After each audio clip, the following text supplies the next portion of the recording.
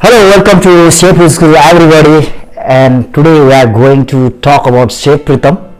आज हामी Chef Pritam सँग कुरा गर्ने छौं. हाम्रो टिममा हुनुहुन्छ, हाम्रै टिममा हुनुहुन्छ. हामी तपाईहरु धेरैले यो प्रश्न गर्नुभयो कसरी शेफ बन्नुहुन्छ, बन्न सकिन्छ, कसरी चाहिँ जर्नीको यात्रा तय गर्न सकिन्छ.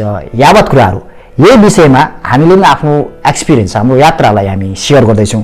Chef Pritam कसरी शेफ लाइनमा आउनुभयो, दुबईमा कस्तो संघर्षहरु गर्नुभयो. यावत कुराहरु हामी छलफल गर्नेछौं. शेफ प्रितम स्वागत छ तपाईलाई. धन्यवाद. शेफ प्रितमको यात्रा तपाई कहिले दुबई आउनुभयो? म आज भन्दा 3 साल अगाडि. 3 साल अगाडि. तपाई शेफमै आउनुभयो हो त? हैन नि हैन. भनेपछि यहाँ आएपछि शेफ हुनुभयो. यहाँ आएर शेफ. तपाई त्यसो भने तपाई कुन कम्पनीमा आउनुभयो थियो? म फर्स्ट आउँदा फेरि क्याटरिङ कम्पनीमा आएको. क्याटरिङ कम्पनीमा. जो क्याटरिङ कम्पनी थियो.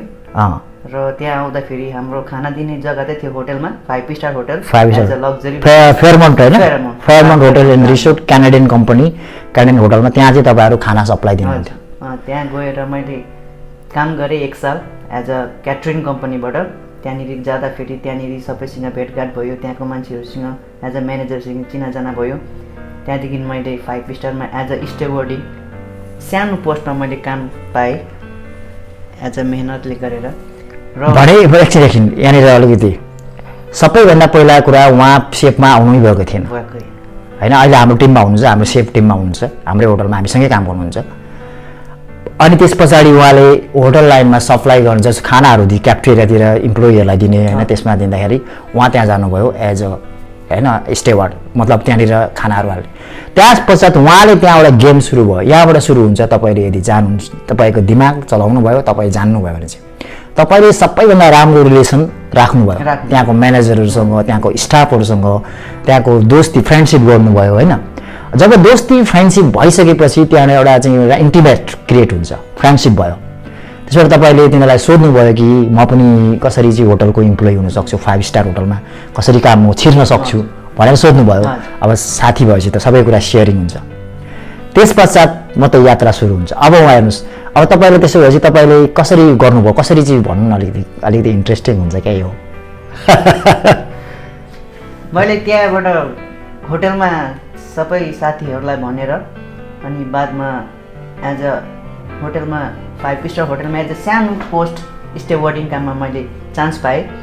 र मैले त्यो काम हेरिनँ कि मलाई जस्ट होटलमा काम गर्नु छ. मैले केही सोचिनँ कि मलाई के काम गर्नु छ, कस्तो काम गर्नु छ. म जे काम आउँछ म गर्छु, तर जस्ट मलाई होटलमा इन्ट्री हुनु छ. होटलमा छिर्नु पर्यो. एज अ म होटलमा छिर्दा म सानो एउटा भाँडा माझेर मैले स्टार्ट गरेको. विदिन 6 मन्थमा एज अ म सेफपट्टि जानु पनि मौका पाएँ. सो बादमा त्यही जर्नी थियो, सुरु हुँदै एज अ भनेपछि तपाईले त्यहाँ सम्पर्क गर्नुभयो. उनीहरूले अर्को होटल ओपनिङ हुँदै थियो अजमानतिर हैन, त्यो फेयरमन्ट अजमान. त्यहाँनिर तपाईले चाहिँ चान्स पाउनुभयो. त्यहाँको म्यानेजरसँग सम्पर्क राखेर, राम्रो रिलेसन राखेर, राम्रो सम्बन्ध राखेर तपाईले होटल म्यानेजमेन्ट गरेर आउनुभएको हो र हैन? हेर्नुस् मित्रहरू, होटल सेफ हुनलाई होटलमा म्यानेजमेन्ट कलेज पढ्नै पर्छ भन्ने हैन. म यसको त्यो उयो हैन, तर पढ्दा राम्रो कुरा हो. तपाईको आर्थिक फाइनान्शियल हैन सपोर्ट गर्छ भने पढेर आए राम्रो कुरा हो. तर नपढी पनि नगरे पनि यो लाइनमा चाहिँ धेरै कुराहरू गर्न सकिन्छ. पढ्यो भने राम्रो कुरा हो, नपढी पनि सकिँदैन, हामी त पढेको छैन भन्ने हैन, गर्न सकिन्छ. यसरी अर्कै कम्पनीमा आएर अर्कै ठाउँबाट अर्कैबाट जम्पिङ गर्दै चेन्ज गर्दै पनि अहिले तपाई हिल्टन होटल कर्पोरेसन 5 राम्रो, एकदम राम्रो, वर्ल्डकै राम्रो होटलमा सेफ हुनुहुन्छ. त्यसबाट तपाई त्यहाँ जानुभयो. त्यहाँबाट तपाईले सुरु गर्नुभयो. त्यहाँदेखि जर्नी यात्रा सुरु भयो एज अ सेफको. अनि कसरी जस्तो त्यहाँ छिरिसकेपछि त्यहाँ कसरी काम गर्नुपर्ने, जस्तै अलिकति भन्नु कसरी सानो भएर काम गर्ने, सिक्ने, अलि रेस्पेक्ट दिने, सबैले भनेको सुन्ने अथवा प्यारो भन्ने एउटा हुन्छ नि. सर्वप्रथम त केही कुरा सिक्नुको लागि आफू सानो हुनुपर्छ. आफूले ठुलो भएर कोही गर्नु भएन. सबैभन्दा सिक्नुको लागि सबैको प्यार हुनुपर्छ. सिक्नुको लागि ठुलो हुनु भएन. हरेक कुराको लागि झुक्नुपर्छ. कतिवटा कुरामा झुक्नुपर्ने कुरा हुन्छ र त्यही सिक्दै आफू अघि बढिन्छ. एज अ यहाँ जो ठुलो हुन्छ त्यो मान्छेको नजरमा जहिले पनि राम्रो हुनुपर्छ. त्यही भएर तिनीहरूको अगाडि जहिले राम्रो व्यवहार देखाउनु भयो भने तपाईँलाई नोटिस गरिरहेको हुन्छ.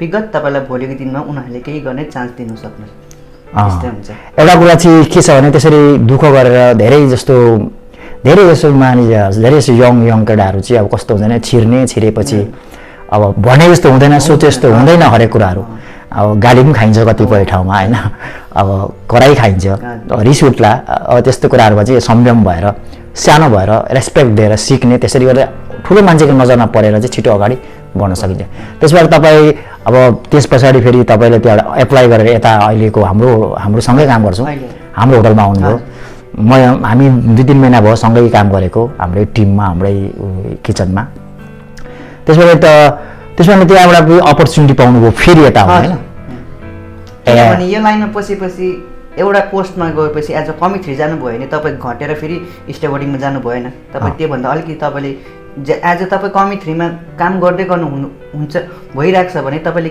त्यो कमिटीको ज्ञान जानेर तपाईँ एज अ कमिटीमा जानु सक्नुहुन्छ किनभने पोस्ट मात्रै हेरेर पनि भएन फेरि एज अ त्यो तपाईँ कमिटीको काम गर्दै हुनुहुन्छ तपाईँकोमा त्यसको केही भ्यालु छ कि म यो कमिटीको काम म गर्न सक्छु त्यो भएर तपाईँले जम्पिङ हान्नु सक्नुहुन्छ यदि भोलिको दिनमा तपाईँ एज अ कमी 2 आउनु कमी 3बाट कमी 2 कमी 1 आउनुभयो तर भोलिको दिनमा तपाईँले त्यो बारेमा कमी 1 को बारेमा कमी 2 को बारेमा एज अ तपाईँ कमी 3 लाई कमी 1 को बारेमा गरेर देखा भन्दा त्यो पनि एउटा रिजन हुन्छ कि तपाईँ अघि बढ्न सक्नुहुँदैन त्यही भएर अघि बढ्नुको लागि अलिकति केही कुरा सिकेकै हुनुपर्छ हरेक पोजिसनमा त्यही भएर मलाई लाग्छ कि सेफहरूको पनि पोजिसन भएको त्यस्तो लाग्छ धेरै धेरै हायरार्की हुन्छ धेरै पोजिसन हुन्छ एउटा कुरा चाहिँ यहाँनिर मैले कन्फर्मेसन भयो कि हाम्रो सेफ प्रितमले जब त्यहाँ काम गर्नुभयो त्यहाँ 6, 7, 8, 10 महिना 1 वर्ष कति काम गर्नुभयो एउटा अपर्च्युनिटी कस्ट भन्छ अर्थशास्त्रमा इकोनोमिक्स अफको नियममा चाहिँ अपर्च्युनिटी कस्ट भनेको चाहिँ त्यही हो अवसर लागत उहाँले त्यहाँ काम गरेको आधारले गर्दा अर्को ठाउँमा काम सजिलै पाउनुभयो राम्रो ठाउँमा हायर भयो होइन त्यसरी आउनुभयो यहाँ अहिले त ह्याप्पी हुनुहुन्छ होला है अहिले त ह्याप्पी छ खुसी हुन्छ अहिले अनि कमाइ चाहिँ कस्तो हुन्छ कमाइ राम्रै छ एक्सपेक्टेसन भन्दा राम्रो हुन्छ आशा भन्दा धेरै राम्रो कमाइ पैसा भन्ने कुरा चाहिँ यस्तै हो अलिअलि कमाइ हुन्छ तर सबैभन्दा ठुलो चाहिँ स्किल सिक्नुपर्छ सिप सिक्नुपर्छ होइन धेरै कुराहरू सिक्नुपर्छ पैसाले आफै तपाईँलाई फलो गर्छ यो लाइनमा यो क्षेत्रमा अहिले यसरी पनि हामी सेफ बन्न सक्छौँ भन्ने हाम्रो छोटो भनाइ हो यसरी पनि यात्रा तयार तपाईँहरू चिन्ता टेन्सन लिनु पर्दैन तपाईँ यदि पढ्नु भएको छैन अनपढ हुन्छ यो होटल म्यानेजमेन्ट के अरे पढेको छुइनँ म यस्तो गएको छैन भन्ने छ भने यदि यो लाइनबाट पनि तपाईँ हुन सक्नुहुन्छ भन्ने चाहिँ प्रमाण हो धेरै छन् यता धेरै धेरै हामीसँग उदाहरणहरू छ होइन त्यसैले गर्दा अब तपाईँले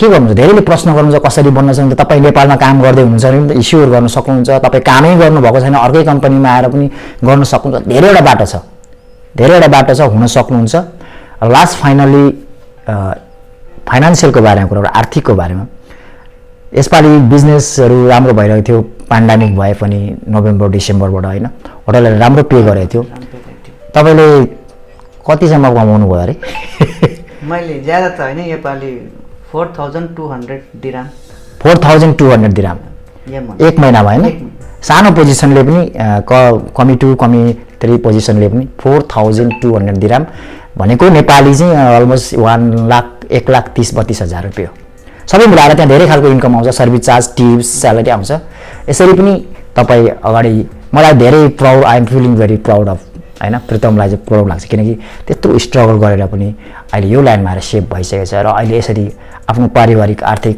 अवस्थालाई स्ट्रङ बनाइरहेछ हाम्रो मेन उद्देश्य नै तपाईँहरूलाई स्किलफुल बनाउने सेफ स्कुलको यसरी तपाईँलाई आर्थिकसँग जोड्ने तपाईँको फाइनेन्सियल स्ट्रक्चर दह्रो बनाउन तपाईँलाई सिप सिकाउने सिप सिकेपछि तपाईँ मार्केटमा सेलेबल हुने होइन बेच्न तपाईँले आफूलाई बेच्न सक्ने र यसरी नै ग्रो हुँदै जाने हाम्रो लक्ष्य भएकोले गर्दा प्लिज स्टे ट्युन जोडिँदै रहनु होला thank you very much thank you Pritam safe bye bye see you